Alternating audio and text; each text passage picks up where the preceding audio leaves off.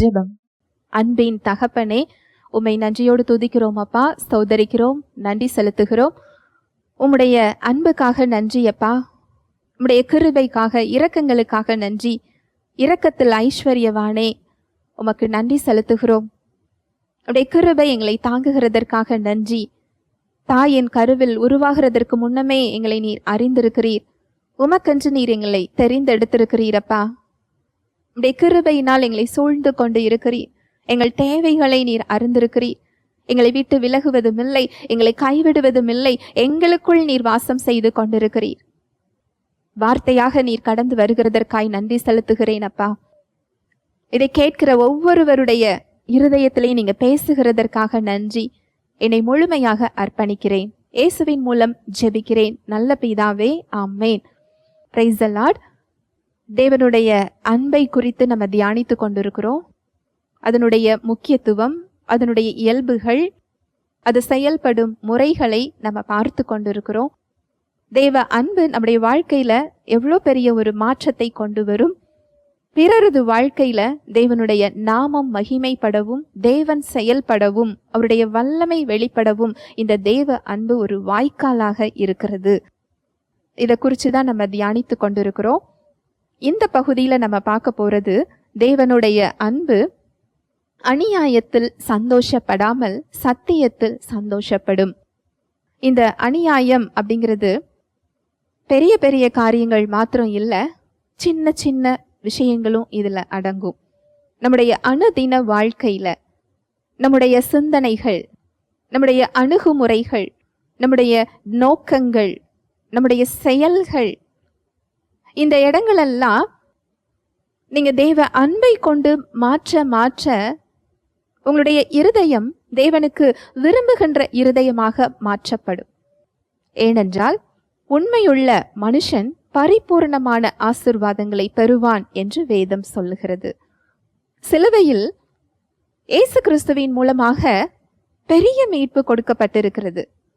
அவர் கொடுத்த ரட்சிப்பு முழுக்க முழுக்க இலவசமே. அதை பெற்றுக்கொள்ளக்கூடிய விசுவாசத்தையும் அவர் இலவசமாக தந்திருக்கிறார். அவருடைய வார்த்தையில் அவர் கொடுத்திருக்கிறார்.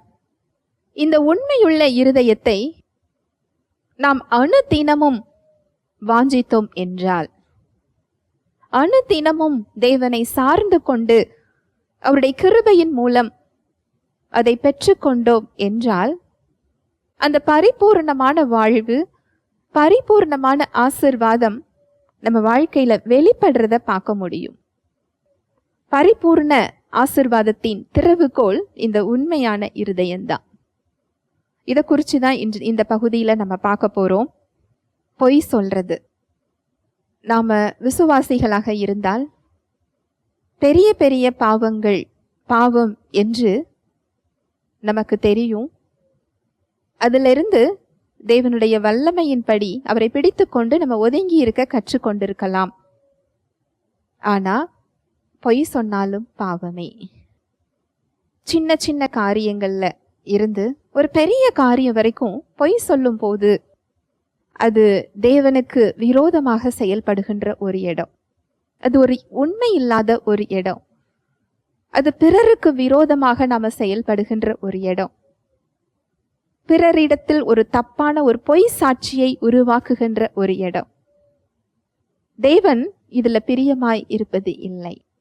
இந்த பொய் சொல்லுதல், புறங்கூறுதல், பொய் சாட்சி, ஒருவர் இல்லாத ஒரு இடத்தில் ஒருவரை பற்றி கூறுதல், உண்மையைத்தான் சொன்னேன் என்று ஒருவரை குறித்து நியாயம் தீர்க்கிறது, நாம் செய்யாத ஒன்றை செய்ததாக கூறுவது, செய்த ஒன்றை செய்யவில்லை என்று கூறுவது, இது எல்லாம் நம்மை அறியாமலே தேவனுடைய ஆசீர்வாதத்தை தடுக்கின்ற ஒரு இடம்.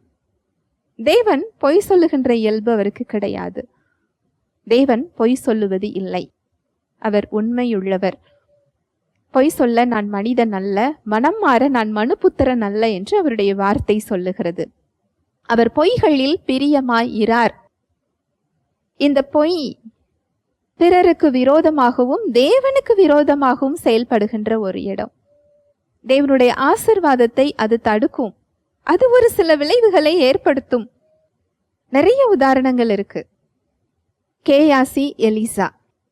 சீரியா தேசத்திலிருந்து நாகமான் அப்படிங்கிற ஒரு மந்திரி குஷ்டரோகத்தை சுகமாக்குகிறதற்காக எலிசாவிடம் வருகிறார். எலிசா யோர்தான் நதியில 7 முறை மூழ்கி எழுந்திருக்க சொல்லுகிறார். அவருக்கு கோபம். தான் எவ்வளவு பெரிய அதிகாரம் அந்தஸ்தில் இருக்கிறவன், அவர் நேரிடையாக என்னிடத்தில் வந்து என்னை தொட்டு சுகமாக்க வேண்டியது தானே. என் தேசத்தில் எனக்கு மூழ்கி எழுந்திருப்பதற்கு 6 குளங்கள் இல்லை என்றா நான் இங்கு வந்தேன் என்று கோபப்பட்டு அவர் திரும்பி செல்லுகிறார். அவருடைய படையில் உள்ள ஒருவர், தீர்க்கதரிசி ஏதாவது ஒரு கடினமான காரியத்தை சொன்னால் செய்திருப்பீர்கள் தானே. அவர் சொன்னதோ ஒரு ஆற்றில் மூழ்கி எழுந்திருக்க சொல்லுகிறார். இதை செய்து பார்த்தால் என்ன? அங்கு நாகமான் போய் அந்த ஆற்றில் மூழ்கி எழுந்திருக்கிறார். அவருடைய சரீரம் சுகத்தை பெற்றுக்கொள்ளுகிறது.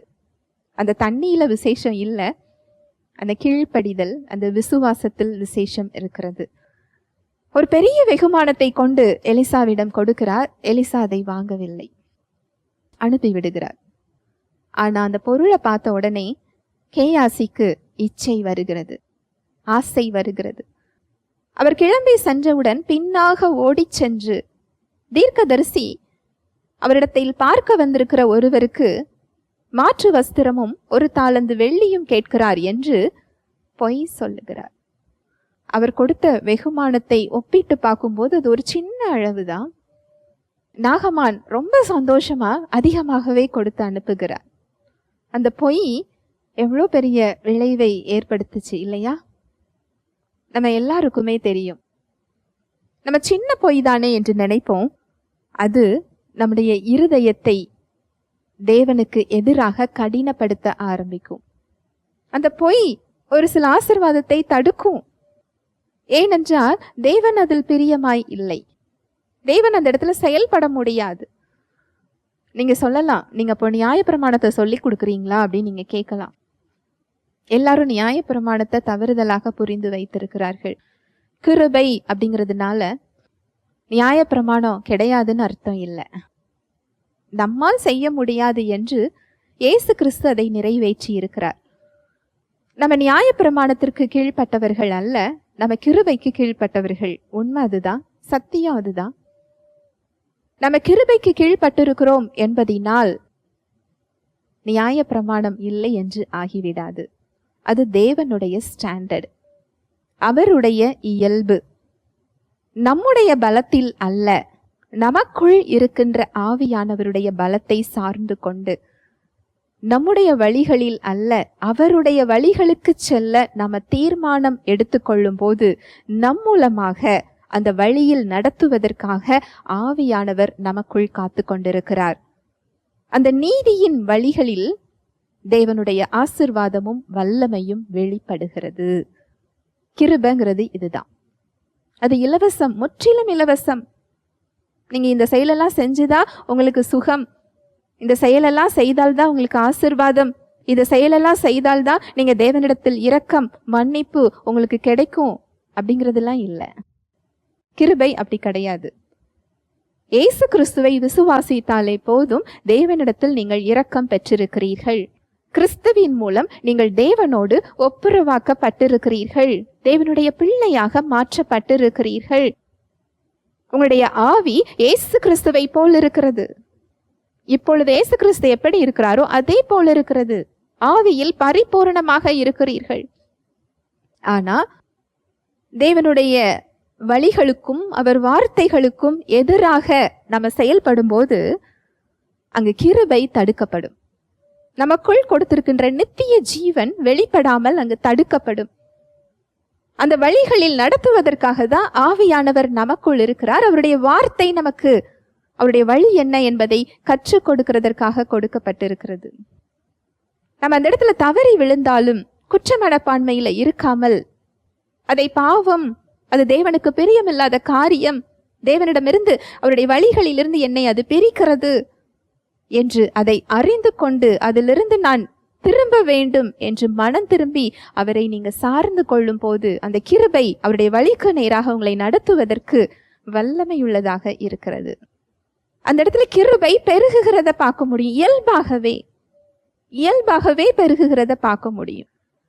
நம்ம சரீரத்துல கையில தீ பற்றுச்சு அப்படின்னு சொன்னா, இல்ல தீயினால் சூடு பட்டு விட்டால் அந்த இடம் மரத்து போயிரும். இன்னும் ஒரு எளிமையான உதாரணம் சொல்றேன். ரொம்ப சூடாக கொதிக்கின்ற ஒரு காஃபியை நம்ம வாயில வச்சு குடிச்சிட்டோம் அப்படின்னா ஒரு நாள் ஃபுல்லா நாக்கு மரத்து போன மாதிரி இருக்கும். அதுல எந்த உணவுடைய சுவையும் தெரியாது. எவ்வளவுதான் சுவையான உணவை சாப்பிட்டாலும் அதோட சுவை தெரியாது. ஏனென்றால் அந்த சூடு அந்த இடத்துல மரத்து போக வச்சிருக்கும். அது போல இந்த பொய், இந்த புறங்கூறுதல், இந்த பொய் சாட்சி, இதெல்லாம் சொல்ல சொல்ல சொல்ல என்ன ஆகும் அப்படின்னா, நம்ம தேவனுடைய வார்த்தைக்கு மரத்து போகின்றவர்களாக அது நம்மை மாற்றும். உணர்வில்லாதவர்களாக அது நம்மை மாற்றும்.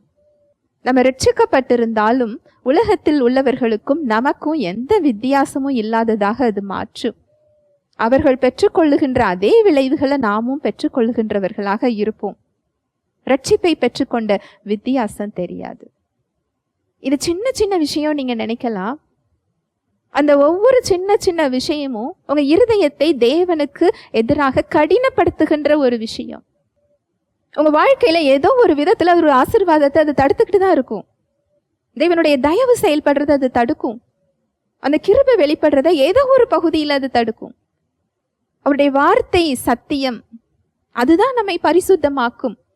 அவருடைய வார்த்தையை நம்ம தெரிந்து கொண்டு நம்ம அந்த இடத்துல அவரை சார்ந்து கொள்ளும் போது அந்த கிருபை நம்மளை மாற்றுகிறதற்கு போதுமானதாக இருக்கிறது. பிரியமானவர்களே, அடுத்து வேலை. நம்ம ஆசீர்வாதம் வேணும்னு நம்ம நினைக்கிறோம். வசனம் சொல்லுது, உண்மையுள்ள மனிதன் பரிபூர்ணமான ஆசீர்வாதங்களை பெறுவான். நம்ம கையில கொடுக்கப்பட்டிருக்கின்ற வேலையா இருக்கலாம், தொழிலாக இருக்கலாம், அதை நம்முடைய இருதயம் எப்படி பார்க்கிறது? இது நமக்கு தவறான செயல் என்றே தெரிவது இல்லை. என்னுடைய மேல் அதிகாரி சரியில்லை, எனக்கு மேல இருக்கிறவங்க உண்மையா இல்லை, அதனால நான் இப்படி இருக்கிறேன். இல்லை, அப்படி கிடையாது. நீங்க தொழில் செய்கிறவர்களாக இருந்தால் ராயனுக்குரியதை ராயனுக்கும் தேவனுக்கு உரியதை தேவனுக்கும் கொடுக்க வேண்டும். நீங்க வெளியே ஒரு கணக்கு உள்ள ஒரு கணக்கு வைக்க முடியாது. அது உங்க ஆசீர்வாதத்தை தடுக்கும். தேவன் செயலை அல்ல இருதயத்தை பார்க்கின்றவராக இருக்கிறார். நீங்க வேலை செய்யறவங்களாக இருந்தா, எந்த வேலையா இருந்தாலும் சரி, அது உங்க சொந்த வேலையா இருக்கலாம், தனிப்பட்ட வேலையா இருக்கலாம், ஊழியத்தின் பாதையில இருக்கலாம், நீங்க மனிதர்களுக்காக இல்லை, அந்த இடத்துல அதை நீங்க தேவனுக்காக செய்ய அழைக்கப்பட்டிருக்கிறீர்கள்.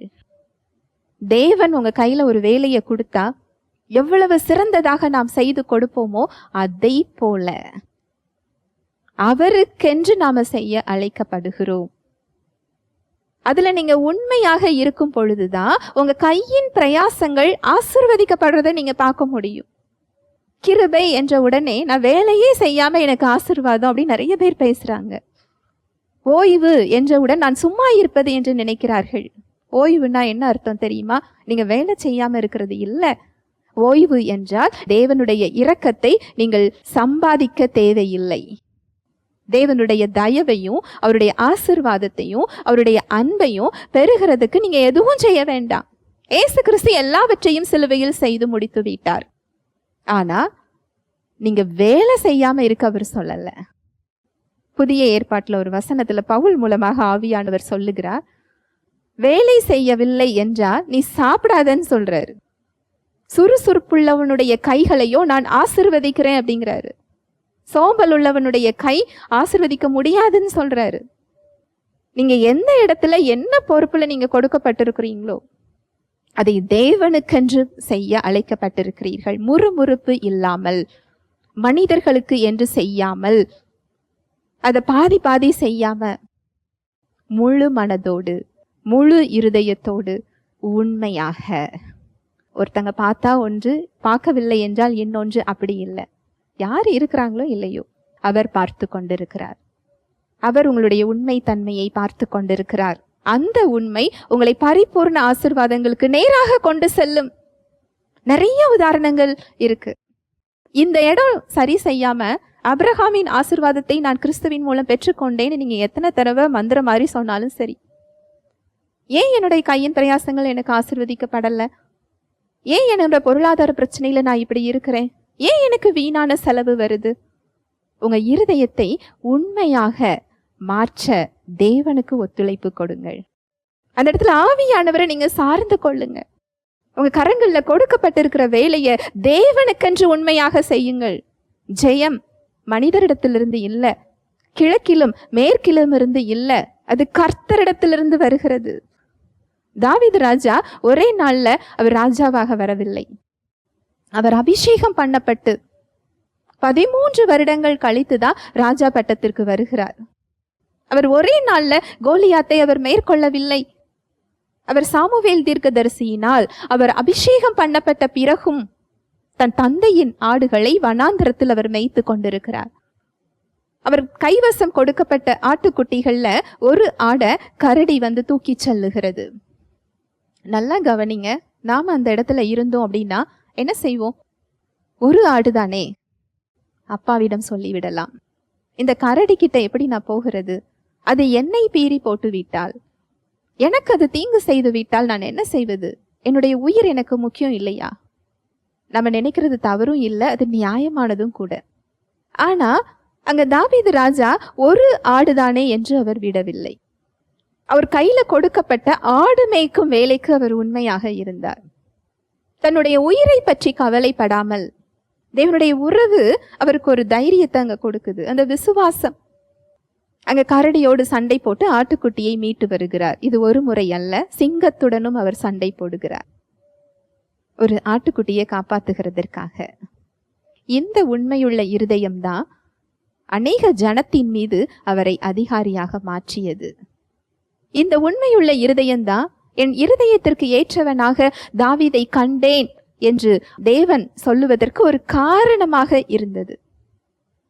2 சாமுவேல் 23வது அதிகாரம் 14 முதல் 17 வரை.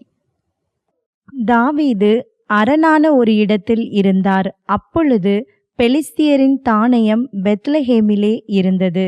தாவீது பெத்லஹேமின் ஒளிமுக வாசலில் இருக்கிற கிணற்றின் தண்ணீரின் மேல் ஆவல் கொண்டு, என் தாகத்திற்கு கொஞ்சம் தண்ணீர் கொண்டு வருகிறவன் யார் என்றார். அப்பொழுது இந்த 3 பராக்கிரமசாலிகளும் பெலிஸ்தரின் பாளையத்திலே துணிந்து புகுந்து போய் பெத்லஹேமின் ஒளிமுக வாசலில் இருக்கிற கிணற்றிலே தண்ணீர் மொண்டு தாவீதினிடத்தில் கொண்டு வந்தார்கள். ஆனாலும் அவர் அதை குடிக்க மனதில்லாமல் அதை கர்த்தருக்கென்று ஊற்றி போட்டு, கர்த்தாவே, தங்கள் பிராணனை எண்ணாமல் போய் வந்த அந்த மனுஷரின் இரத்தத்தை குடிக்கும் இந்த செயல் எனக்கு தூரமாயிருப்பதாக என்று சொல்லி அதை குடிக்க மனதில்லாதிருந்தார். இப்படி இந்த 3 பராக்கிரமசாலிகளும் செய்தார்கள். இதெல்லாம் தாவீது ராஜாவுடைய உண்மையான இருதயத்தை காமிக்குது. தாவீது ராஜா அநேக இடத்தில் அவர் தவறி விழுந்தார். அவர் பாவம் செய்யாம இல்லை, ஆனா அவரிடத்தில் மனம் திரும்புகின்ற இருதயமும் உண்மையான இருதயமும் இருந்தது. அதனாலதான் தேவனுடைய இருதயத்திற்கு ஏற்றவராக தாவீது ராஜாவால் மாற முடிந்தது. தாவீது ராஜா ஒரு இடத்துல அவர் இருக்கிறார். அவர் வாழ்ந்து வந்த பெத்லஹேம் பெலிஸ்தருடைய கைக்குள் இருக்கிறது. அவர் சிறுவராக வளர்ந்த இடத்துல தண்ணீர் குடித்த ஒரு இடத்துல உள்ள அந்த கிணற்றின் தண்ணீர் வேண்டும் என்ற ஆசை அவருக்கு வருகிறது. அந்த ஆசை மிகுதியில் எனக்கு அந்த தண்ணீரை கொண்டு வந்து தருகிறது யாருன்னு அவர் கேட்கிறாரு. அவர் கூட இருக்கிறவங்க தங்களுடைய உயிரை பணயம் வைத்து பெலிஸ்தருடைய ஆளுகைக்குள்ள போய், அவங்களுடைய பாளையத்திற்குள்ள போய் அந்த தண்ணீரை எடுத்துட்டு வராங்க. ஆனா அவருடைய இருதயம் அதை ஏற்க மறுக்குது. தங்களுடைய உயிரை பணயம் வைத்து, அங்க பெலிஸ்தர்கள் அவர்களை பிடித்திருந்தால் அங்கேயே கொன்று போட்டு இருப்பார்கள். அவருடைய உயிர் அங்கு தப்பாது. இந்த தண்ணிக்காக அந்த உயிரை நான் பணயம் வைத்தேனே, அவர் இருதயம் அதை ஏற்றுக்கொள்ள மறுக்கிறது. அந்த தண்ணியை குடிக்க அவர் விரும்பல, அது மேல உள்ள ஆசை அவருக்கு போயிட்டு அந்த தண்ணியை தூர ஊத்துறாரு. இல்ல, எனக்கு இதை விட அவங்க உயிர் ரொம்ப முக்கியம். இன்னொருத்தவங்களுடைய துன்பத்திலிருந்து வருகின்ற ஒன்று எனக்கு வேண்டாம். எவ்வளவு அழகான இருதயம் இல்லையா? நாம என்ன நினைக்கிறோம்? நமக்கு தேவையானது வந்தால் போதும். அது எப்படி வந்தால் என்ன? ஒருவர் துன்பப்பட்டால் என்ன? ஒருவர் எந்த இடத்திலிருந்து அதை தந்தால் என்ன? இன்னொருவர் அதனால் பாதிக்கப்பட்டால் என்ன? என்னுடைய காரியம் நிறைவேறுகிறதா?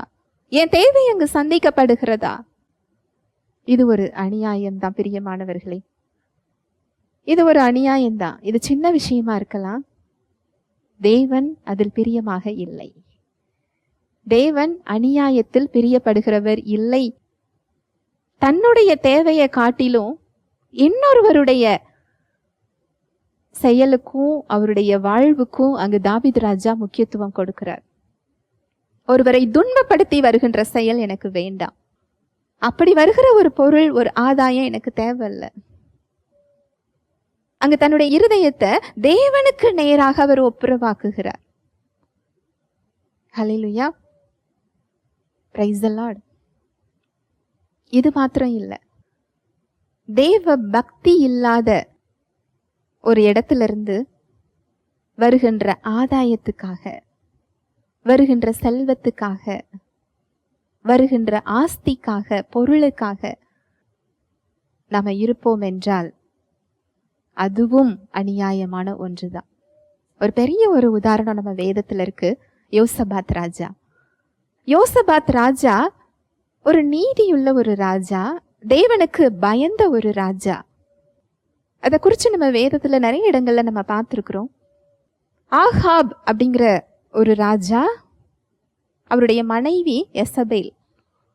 எசபேல் பாகாலை வழிபடுகின்ற ஒரு ராணி. ஆகாப் ஒரு புற ஜாதியிலிருந்து ஒருவரை அவர் திருமணம் செய்து கொள்ளுகிறார். ஆகாப் ஒரு இஸ்ரவேல் ராஜா தான். ஏன் தேவன் விசுவாசி அல்லாத ஒருவரை திருமணம் செய்யக்கூடாதுன்னு ஏன் சொல்றாருன்னா, இதனாலதான் அவர் சொல்றாரு. அங்கு ஆகாபை தேவனுடைய வழியிலிருந்து எசபேல் என்ன செய்கிறார்? பின்வாங்க செய்கிறார். ஆகாபும் எசபேலும் சேர்ந்து தேவனுக்கு பொல்லாப்பான காரியங்களை செய்யறாங்க. அவருடைய வழியை விட்டு விலகி போறாங்க. அவருடைய பிள்ளைகளுக்கு துன்பம் கொடுக்கறாங்க. இந்த யோசபாத் ராஜா என்ன செய்யறாருன்னா, நல்லா கவனிங்க, இந்த ஆகாப் ராஜா கிட்ட செல்வம் நிறைய இருக்கு. நம்ம எதுக்கு மதிப்பு கொடுக்கிறோம் ரொம்ப முக்கியம். இங்க யோசபாத் ராஜா இந்த ஆகாப் எசபேலுடைய மகளை தன் மகனுக்கு திருமணம் செய்து வைக்கிறார். ஏன்னா அந்த காலத்துல ஒரு பிரபலமாக செல்வாக்காக இருந்தவர் இந்த ஆகாப் ராஜா. வசதி வாய்ப்புகளோடு பெயர் புகழோடு அவர் இருக்கிறார். இந்த சம்பந்தத்தினால் யோசபாத்துக்கு பெருமையா இருந்திருக்கலாம், ஒரு செல்வம் அவருக்கு கிடைச்சிருக்கலாம். ஆனா முடிவு என்ன தெரியுமா? தேவன் அவருக்கு வைத்திருந்தது அது அல்ல. இந்த ஆகாப் எசபேலுடைய மகள் அத்தாலியாள் யோசபாத் ராஜாவுடைய குடும்பத்தையே வேறிருக்க செய்கிறார். அந்த குடும்பமே இல்லாமல் பண்ணுகிறார். நீங்க இந்த சம்பவத்தெல்லாம் நீங்க ராஜாக்கள் புஸ்தகத்துல நீங்க வாசிச்சு பார்க்கலாம். அதனாலதான் வசனம் சொல்லுது, அநியாயத்தின் மூலமாக வருகின்ற செல்வத்தை பார்க்கலும் நம்ம கையில இருக்கிற கொஞ்சம் நல்லது. தேவனிடத்திலிருந்து வருகின்ற செல்வம், அதோடு அவர் வேதனையை கூட்ட மாட்டார். அதுக்காக தேவன் உங்களை கஷ்டப்பட விட மாட்டார். நீங்க அவரை உண்மையாய் நீங்க நம்பும் போது, அவருடைய உறவுல நீங்க செல்லும் போது, அவருடைய வழிகளில் நடக்க நீங்க ஆவியானவருக்கு ஒப்பு கொடுக்கும் போது, உங்களுக்கு என்ன தேவையோ உங்க தேவைகள் சந்திக்கப்படுறத நீங்க பார்க்க முடியும். நிழல் போல அவர் உங்களுக்கு வைத்திருக்கிறது பின்தொடர்றத உங்களால பார்க்க முடியும். நம்முடைய ஐக்கியம் யாரோடு இருக்கிறது? எதனால் இருக்கிறது? அங்கிருந்து வருகிற ஆதாயத்திற்காக இருக்கிறதா? பெயர் புகழுக்காக இருக்கிறதா? செல்வத்துக்காக இருக்கிறதா? பதவிக்காக இருக்கிறதா? உலக ஆதாயத்துக்காக இருக்கிறதா? இந்த அநியாயத்தில் தேவ அன்பு பிரியப்படாது. இந்த அநியாயத்தில் தேவ அன்பு மகிழ்வது இல்லை.